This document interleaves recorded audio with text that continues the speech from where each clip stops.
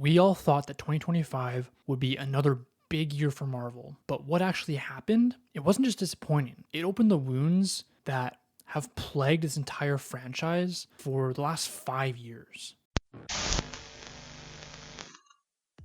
Today, we're breaking down why 2025 might go down as the MCU's worst year. 2025 proves even the biggest franchise can fall in ways that actually matter. I've been following the MCU since its inception and analyzed every phase, and I know what makes a Marvel project truly hit or miss. And in this video, we'll dive into 3 key reasons why 2025 failed to deliver, and why, surprisingly, this might be the wake-up call that Marvel needed. So let's start with oversaturation, because after Endgame, COVID happened, but then Marvel didn't slow down. It sped up.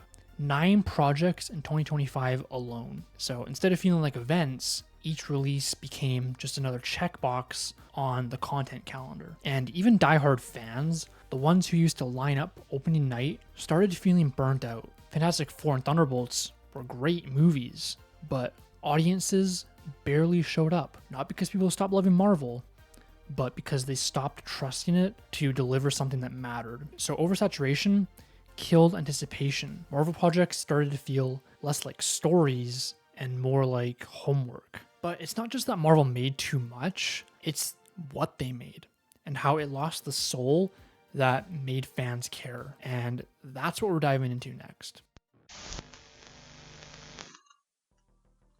So this is the big one. The heartbeat itself is missing.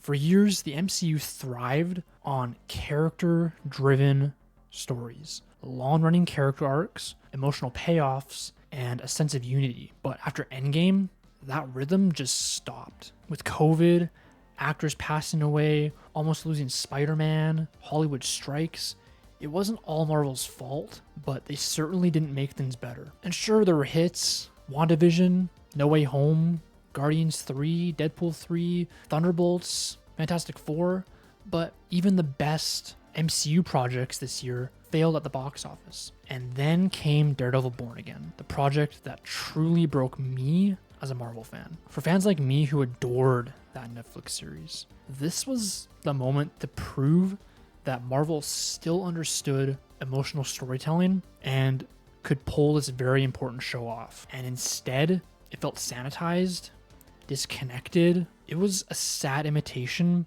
of the magic captured by that Netflix series.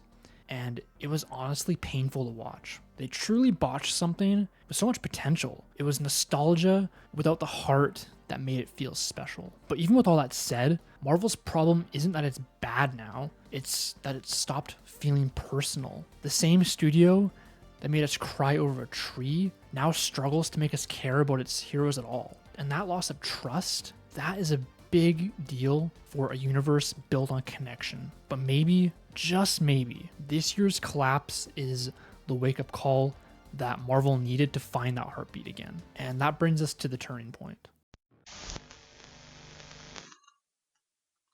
2025, as rough as it was, might actually be the first sign that Marvel is listening.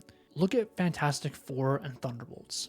You can feel Kevin Feige and the Russo brothers' fingerprints all over them. The emotional grounding, the connected post-credit scenes, it's not much, but it's a subtle indication that we are headed back to peak MCU. That's Marvel finally learning what we've been screaming: less noise, more meaning. And next year, we are hopefully getting a better Daredevil season, a Punisher special, a grittier Spider-Man 4 with the Hulk and Punisher, and not to mention, these projects exclusively headline popular Marvel characters. And then you have the most alpha Marvel character in Doctor Doom, who kind of specializes in aura farming. So if you add in James Gunn's DCU competition, and it's things like this that are forcing Marvel to evolve, to stop making these polished corporate turds and remember what made them great. That scrappy movie in 2008 that no one thought would succeed. You see, Marvel thrives when they are the underdog. So when you've been on top for a decade, hitting rock bottom can be the only way